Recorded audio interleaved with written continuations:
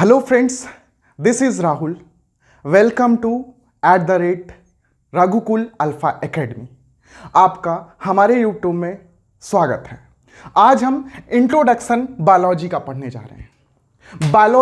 Biology means होता है bio plus logy. Bio means life and logy means study, अर्थात किसी के जीवन के अध्ययन को बायोलॉजी कहा जाता है।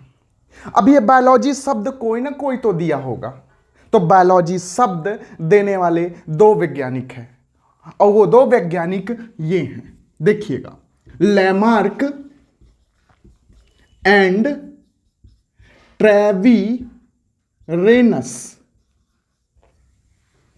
बायोलॉजी जैसे आज के ज़माने में टीचर हुआ करते हैं और स्टूडेंट हुआ करते हैं, लेकिन ये लैमार्क और ट्रेविरेनस कब दिए थे शब्द? 1801 में। 1801 में मतलब 18वीं सदी की बात है।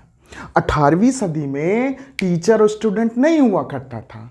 उस जमाने में गुरु और शिष्य हुआ करते थे।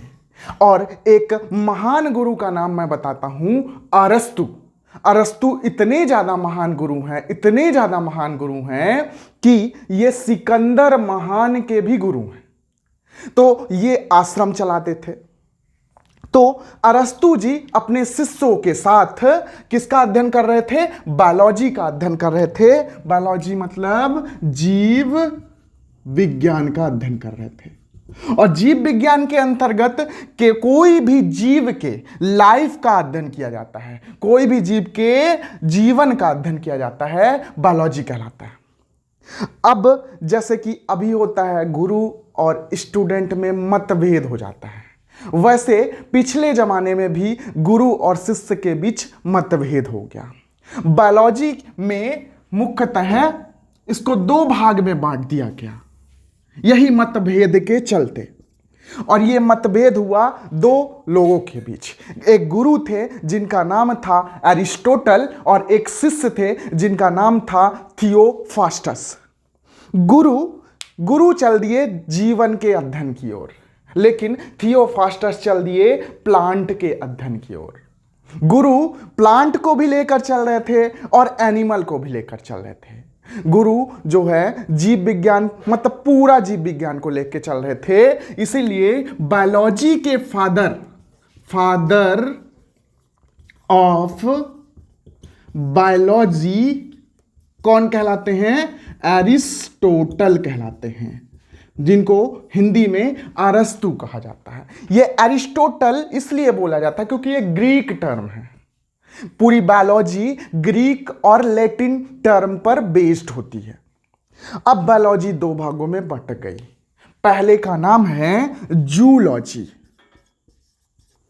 हिंदी में इसको बोलते हैं प्राणी विज्ञान, और दूसरे का नाम है बॉटनी, हिंदी में इसको बोलते हैं वनस्पति विज्ञान। अब जूलॉजी में किसका अध्ययन किया जाता है? जूलॉजी बच्चे बोलते हैं जूजू मीन्स होता है एनिमल। बच्चों को भी पता है एनिमल क्या होते हैं। तो एनिमल की स्टडी को क्या कहा जाता है? जूलॉजी कहा जाता है। तो आप लिख सकते हैं study of animal is known as zoology, जबकि study of plant is known as botany. पौधे के अध्ययन को वनस्पति विज्ञान कहा जाता है, जबकि जंतुओं के अध्ययन को जंतु विज्ञान या प्राणी विज्ञान कहा जाता है। अब थियोफास्टस और एरिस्टोटल के बीच खूब मतभेद हुआ, दोनों के बीच कंपटीशन होने लगा। इन्होंने प्राणी के बारे में, जंतु के बारे में खूब रिसर्च करना स्टार्ट किया और थियोफास्टस ने वनस्पति के बारे में खूब रिसर्च करना स्टार्ट किया। और इतना ज़्यादा रिसर्च किया कि अपनी रिसर्च को अपने बुक में लिखना स्टार्ट किया। और पूरे एनिमल की, पूरे जंतु की हिस्ट्री लिख डाली। किसने? एरिस्टोटल ने। तो एरिस्टोटल के बुक का नाम है, एरिस्टोटल के बुक के नाम है हिस्टोरिया एनिमेलियम। मतलब इसका इंग्लिश वर्जन देखें तो हिस्ट्री ऑफ एनिमल, लेकिन इसको हिस्ट्री ऑफ एनिमल नहीं बोलेंगे क्योंकि साइंस ग्रीक भाषा पर आधारित है, इसलिए इसको बोलेंगे हिस्टोरिया एनिमेलियम। जबकि इन्होंने, थियोफास्टस ने, इनके कॉम्पिटिटर, इन्होंने प्लांट की हिस्ट्री लिख दी। इनके बुक का नाम है हिस्टोरिया प्लांटेरम। इसका मतलब हिस्ट्री ऑफ प्लांट। अब आप पूछेंगे कि जूलॉजी के फादर कौन है? जूलॉजी के फादर कौन है? एरिस्टोटल है। तो फादर ऑफ जूलॉजी कौन है? एरिस्टोटल है। जबकि father of botany, father of botany कौन है? फादर ऑफ बॉटनी है थियोफास्टस, थियोफास्टस। अब जीव विज्ञान के अंतर्गत कई, अर्थात ये जो जंतु विज्ञान है और वनस्पति विज्ञान है, इनकी कई शाखाएं बटी, जैसे फिजियोलॉजी, जैसे एनाटॉमी, जैसे मार्फोलॉजी। ठीक है, तो अब हम इनकी ब्रांचेस के बारे में जानेंगे, कुछ महत्वपूर्ण ब्रांचेस।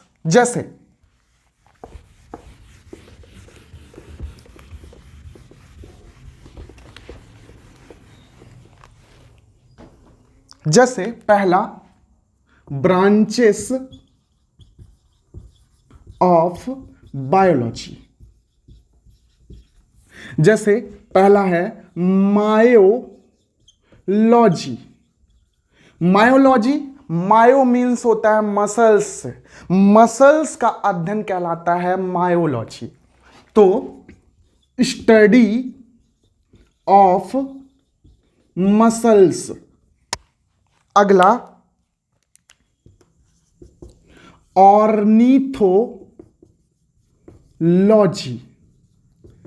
ऑर्निथोलॉजी, ऑर्निथोलॉजी का मतलब होता है स्टडी ऑफ बर्ड्स, मतलब पक्षियों के अध्ययन को कहा क्या